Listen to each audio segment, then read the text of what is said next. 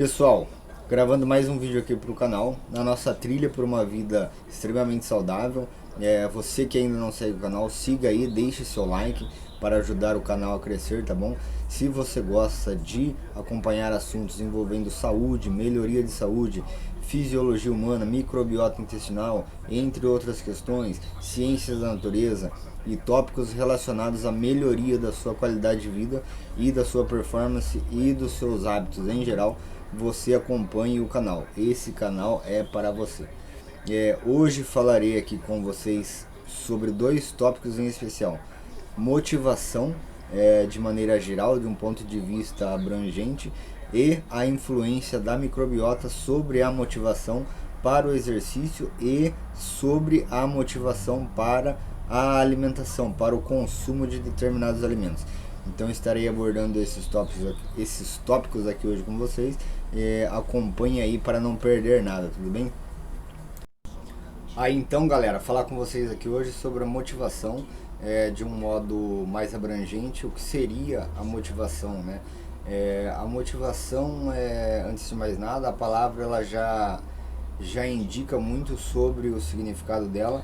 Motivação seria uma espécie de aglutinação entre duas palavras, que é o motivo e ação, ou seja, podemos identificar a motivação dessa forma, como um motivo para a ação. Motivação nada mais é do que você ter um motivo para executar determinada ação. Então, assim, quanto mais motivos, naturalmente, quanto mais motivos você tem para executar uma determinada ação, maior será a sua motivação para executar aquela tarefa. Se você tem poucos motivos, você naturalmente ficará pouco motivado. O que isso significa? Fisiologicamente, quem está ligado à motivação é a liberação de dopamina.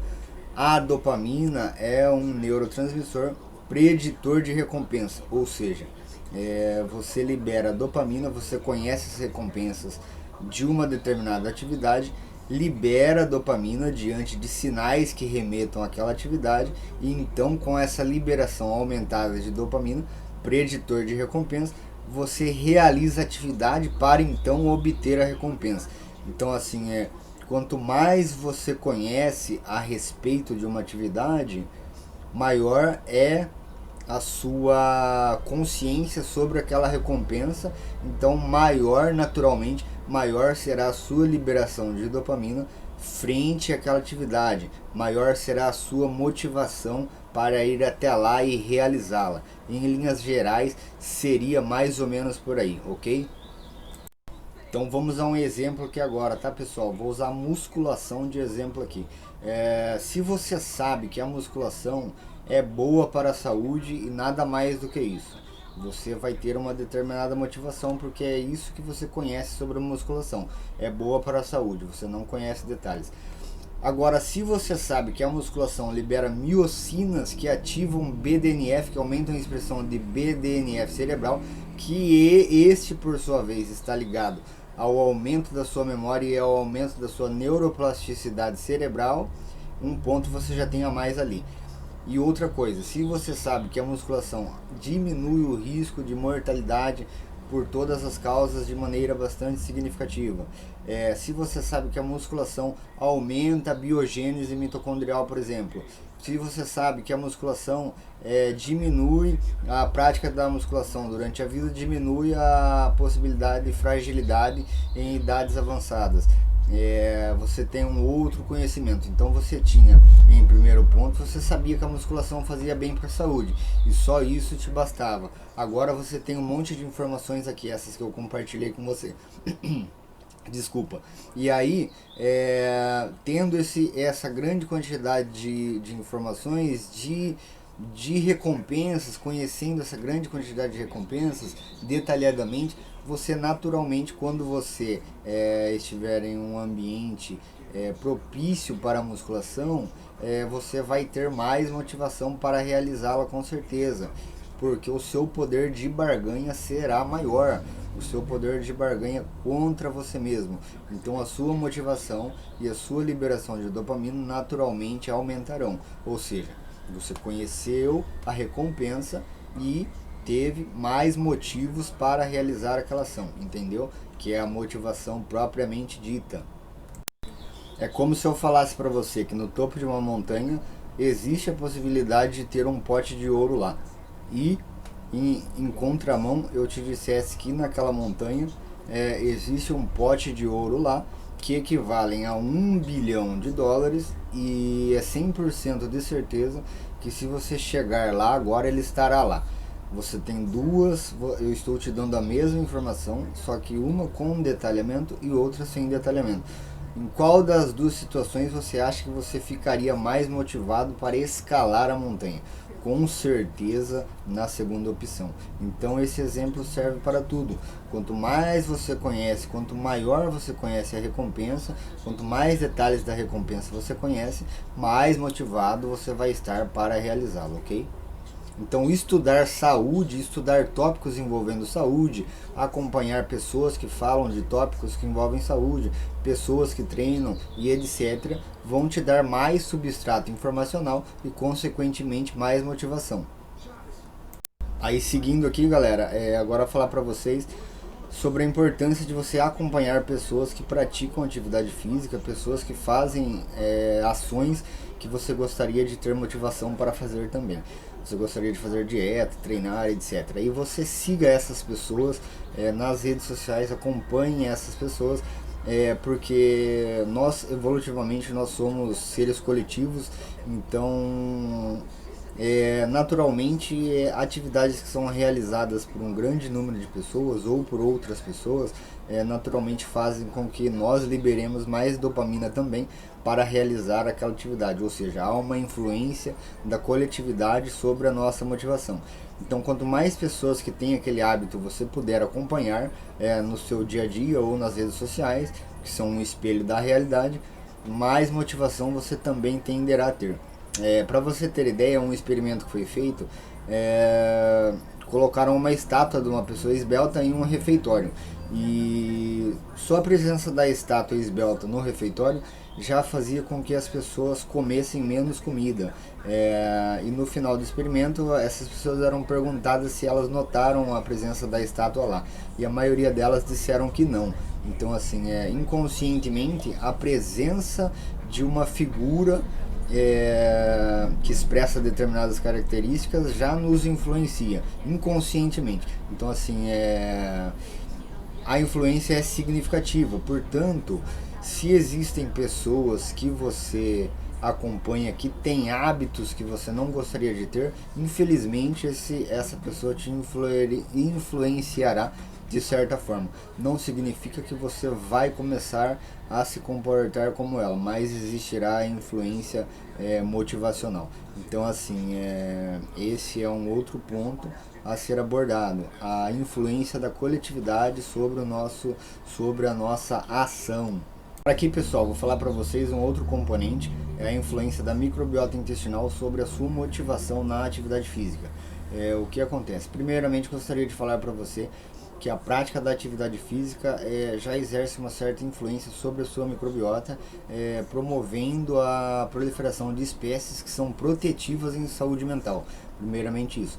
Segundamente, gostaria de dizer agora para vocês a influência da microbiota sobre a motivação para o exercício. O que acontece? Ácidos graxos de cadeia curta são transformados em amidas derivadas desses ácidos, que se conectam a receptores CB1 intestinais e desencadeiam sinais nervosos no sistema nervoso central, aumentando a liberação de dopamina no estriado, ou seja, isso seria a motivação para a atividade propriamente dita. Mais dopamina no estriado, mais motivação para o movimento, para a realização da atividade.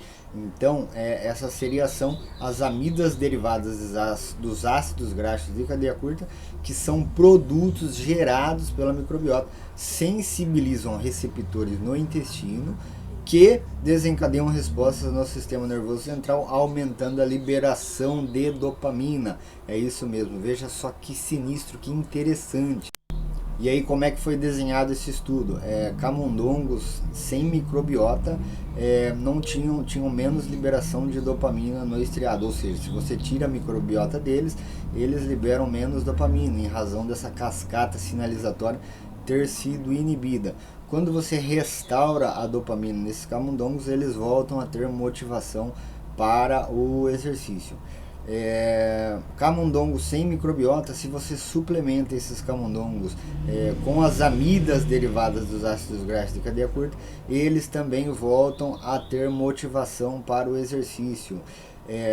Se você bloqueia os receptores CB1, não importa que você suplemente essas amidas, porque não tem resposta, então eles perdem a motivação. Então qualquer uma das variáveis que você interrompe aí, você interrompe a motivação para o exercício. Portanto, se desenharia exatamente dessa maneira: microbiota produzindo ácidos graxos de cadeia curta, gerando amidas derivadas desses ácidos, sensibilizando receptores CB1 no intestino, desencadeando o sinal nervoso que chega até o sistema nervoso central no estriado, liberando dopamina. Essa seria a rota de influência, ok, pessoal? A microbiota influenciando você a praticar atividade física, ou seja, é uma relação bidirecional. A atividade física transforma a microbiota e a microbiota transforma você. Então seria mais ou menos por aí. Tem muitas outras coisas, mas por hoje vamos nos ater a isso. Aí, pessoal, vou explicar aqui para vocês agora mais uma questão, que é a motivação, a influência que a microbiota exerce sobre a sua motivação para se alimentar, sobre a influência sobre a sua percepção de sabor. Então, o que acontece? A microbiota, de certa forma, influencia células reconhecedoras do sabor, que dão início à sinalização nervosa para o reconhecimento de determinados sabores. Essas células ficam localizadas nas papilas da língua, no palato e na epiglote. São as células que sofrerão a influência da microbiota, né?